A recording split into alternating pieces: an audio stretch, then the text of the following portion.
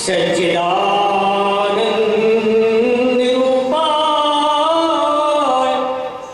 विश्वोत्पत्त्यादि हेतुवे तापत्रे विनाशाय श्री कृष्णाय वयं नमः। ऐसे भगवान श्री कृष्णचंद्र जो उत्पत्ति प्रलय पालन के हेतु हैं और आध्यात्मिक दैहिक दैविक तीनों प्रकार के तापों का हरण करने वाले ऐसे सच्चिदानंद स्वरूप भगवान श्री कृष्ण को हम और आप मिलकर के सभी नमस्कार करते हैं। एक बार वेदव्यास जी के पुत्र सुखदेव जी का यज्ञोपवीत संस्कार का समय भी नहीं आया था और ना ही कोई लौकिक वैदिक संस्कार का कोई समय आया। इतने ही सुखदेव जी अपने घर से संन्यास लेने के लिए निकल करके चल दिए। उनके पीछे पीछे उनके पिता वेदव्यास जी आवाज लगाते रहे, लेकिन सुखदेव जी ने कोई जवाब नहीं दिया। उनकी तरफ से वृक्षों ने उत्तर दे दिया कि ऐसे सर्वभूत हृदयारविंद श्री सुखदेव मुनि को मैं नमस्कार करता हूं। एक बार नैमिषारण्य क्षेत्र में 88,000 ऋषियों को सूत की कथा सुना रहे हैं।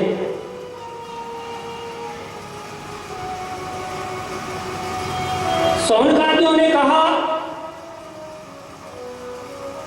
हे सूत जी,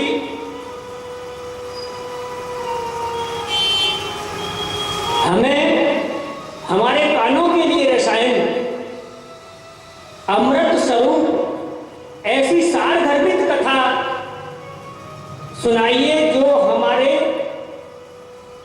कलयुग के प्राणों के लिए कल्याणकारी हो।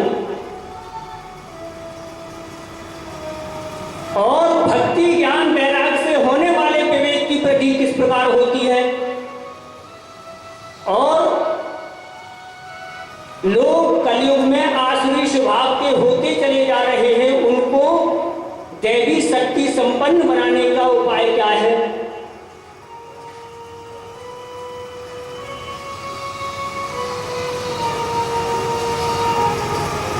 ऐसा कोई शासक साधन बतलाइए जो कलयुग के जीवों के लिए कल्याणकारी हो। किया ज्ञानंधा विध्वंस कोटि सूर्य संप्रभ श्रुताख्यायी कथा सारम मम कर्णरसायन।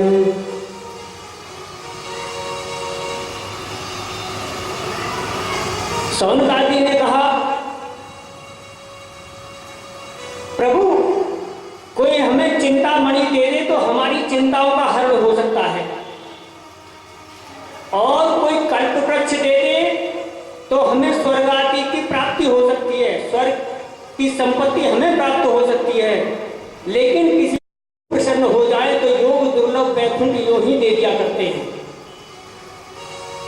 तो इसलिए हे गुरुदेव, हमें ऐसी कथा श्रवण कराइए, ऐसा कोई साधन बतलाइए, ऐसा कोई उपाय बतलाइए जो सब तरह से कलयुग के जीवों के लिए हमारे लिए कल्याणकारी हो।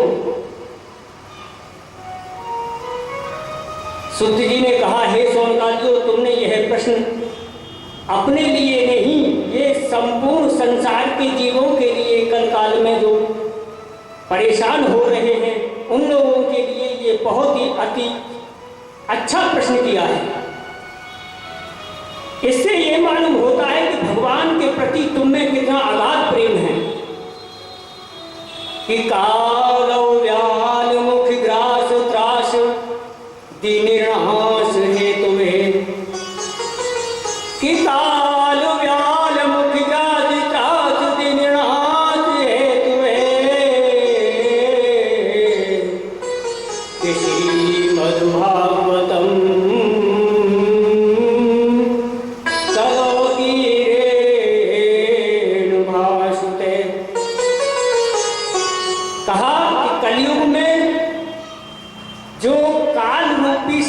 से, काल रूपी सर्प के मुख के ग्रास से, उसके त्रास से बचने का केवल एक ही उपाय है जो सुखदेव मुनि ने रच करके रख दिया है, वह श्रीमद् भागवत।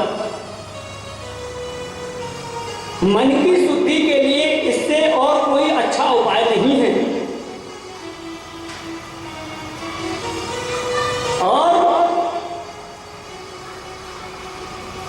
कि परीक्षते वक्तुम सभायां संते सुखे,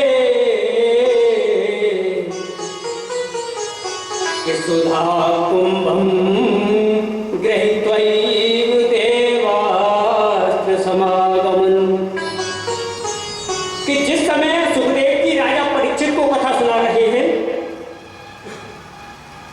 उसी समय देवता लोग अमृत का कलश लेकर सुखदेव जी मुनि के पास आ गए। देवता लोग भी किसी की बढ़ती होती है ना, उसको देख करके उनको ईर्ष्या होती है। आज परीक्षित का कार्य बनने जा रहा है तो उसको बिगाड़ने के लिए देवता लोग सुखदेव मुनि के पास अमृत का कलश लेकर के आए हैं और कहने लगे, हे सुखदेव जी, आप यह कथा रूपी अमृत हमें पिला दीजिए और यह कलश अमृत का सुखदेव जी को परीक्षित को पिला दीजिए, जिससे ये अमर हो जाए। सुखदेव जी ने कहा, कहां कांच और कहां मणि? मैं कांच के बदले मणि तुम्हें दे दूं? सुखदेव जी ने देवताओं को अनाधिकारी मानकर श्रीमद् भागवत का और उनको श्रीमद् भागवत का पान नहीं कराया और उनको भगा दिया। यह स्वर्ग आदि में उत्पत्ति नहीं है, यह है तो केवल मृत्यु लोक में ही उपलब्ध है।